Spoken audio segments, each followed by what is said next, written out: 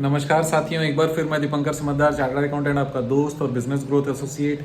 Micro finance business काफ़ी सारे लोग कर रहे हैं और उनको कुछ चीज़ें पता होनी चाहिए कि कौन से दौड़ में दौड़ना है और कौन से दौड़ में नहीं दौड़ना है, कौन सा एप्लीकेबल है, कौन सा नहीं एप्लीकेबल है। ऐसे ये 12A और 80G। 12A और 80G का रजिस्ट्रेशन होता क्या है, सबसे पहले आपको शॉर्ट में बता दूं। 12A का रजिस्ट्रेशन का मतलब ये होता है कि आप जो भी खर्चे करेंगे 85% तक का खर्चा आपका अगर आप कर लेते हो तो उस पर कोई टैक्स नहीं है। खर्चा कर लेते हो तो उस पर कोई टैक्स नहीं है। खर्चा कैपिटल नेचर को चाहे रेवेन्यू नेचर को, और 15% अगर आपके बच भी गए तो उस पर भी जीरो टैक्स है, आप उतना सेव कर सकते हो। तो 12A का रजिस्ट्रेशन एक्सपेंसेस को वैलिड करने का, एक्सपेंसेस को अलाउ करने का रजिस्ट्रेशन। दूसरा 80G का रजिस्ट्रेशन है जिसमें डोनेशन अगर मिलता है तो वो डोनेशन लोग हमको दे पाए उसके लिए रजिस्ट्रेशन लेना पड़ता है 80G का रजिस्ट्रेशन। तो सेक्शन 8 कंपनी में अगर आप माइक्रो फाइनेंस ऑब्जेक्ट में काम कर रहे हो तो पहला प्रश्न ये है कि सेक्शन 8 कंपनी में आप 12A का रजिस्ट्रेशन ले सकते हो क्या? यस और नो? 100% ले सकते हैं। अगर आपको चाहिए हम आपका अप्लाई करके दे सकते हैं। अगर आपको कंसल्टिंग करना है तो बिल्कुल कर सकते हो। दूसरा 80G का रजिस्ट्रेशन ले सकते हैं क्या? 100% ले सकते हैं, कोई रोक नहीं सकता। लेकिन यहाँ पर मैं दो चीज आपको बताना चाहता हूँ जो ओपिनियन के लिए बहुत इंपॉर्टेंट है, आपको ये करना चाहिए कि नहीं। सबसे पहली बात है कि सेक्शन 8 का रजिस्ट्रेशन अगर आपने कराया तो 12A 80G करना चाहिए, बिल्कुल करना चाहिए। लेकिन सेक्शन 8 में माइक्रो फाइनेंस वाला ऑब्जेक्ट में अगर सच में आप काम कर रहे हो तो उसमें भी 12A और 80G का रजिस्ट्रेशन करना चाहिए क्या?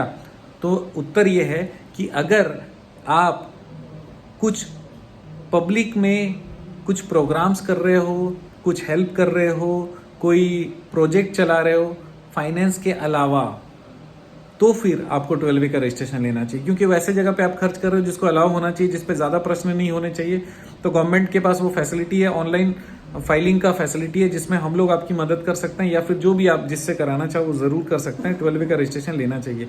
डोनेशन आपको रिसीव करने का राइट तब मिलता है जब आप 80G का रजिस्ट्रेशन लेते हो। 80G का रजिस्ट्रेशन लेने के लिए वापस से बता दूं, सेम चीज़ है, आपका एक्टिविटी सामाजिक है कि नहीं, आपका एक्टिविटी दूसरों को हेल्प करने वाला है कि नहीं, ऐसा एक्टिविटी है कि नहीं जिसमें आपको दूसरों से मदद लेकर किसी और की मदद करने का काम कर रहे हो। इस चीज का प्रोजेक्ट बना के आप प्रूव कर सकते हो क्या? अगर हाँ तभी आप 80G का लीजिए। लेकिन सर मैं तो खाली फाइनेंस का काम कर रहा हूँ, उसमें भी अगर टैक्स की बचत हो जाए तो उसके लिए मैं 12A 80G ले रहा हूँ। तो दीपंकर समझदार से अगर आप पूछ रहे हो, मैं रहता तो मैं कभी नहीं लेता। क्यों? क्योंकि जब भी आप कुछ चीज मुफ्त में लेते हो ना तो उसके पीछे जांच भी बहुत होती है, और ये रेवेन्यू डिपार्टमेंट है, जांच होना पॉसिबल है, आपके पास लेटर आना पॉसिबल है, आपके पास ट्रांजैक्शन कुछ होंगे तो उस समय आपको देखा जाएगा आपका ट्रांजैक्शन क्यों हुआ, और उसके ऊपर में अगर जांच हो गई, स्क्रूटनी हो गई और कुछ ढंग से नहीं बता पाए तो फिर अलग से एक स्कैम या परेशानी आ सकती है।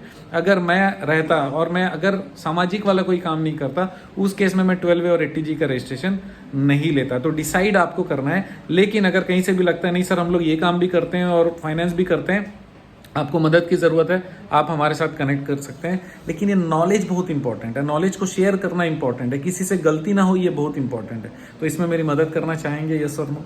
यस। तो अगर हाँ तो ज़रूर वीडियो को शेयर करिएगा, लाइक अगर नहीं किया अभी तक तो कर लीजिएगा, कमेंट करेंगे तो मुझे बहुत मोटिवेशन फील होगा, आपकी ज़रूरतों को लिखेंगे और अच्छा लगेगा। और बने रहिएगा मेरे साथ, आपका दिन ज़बरदस्त और शुभ हो।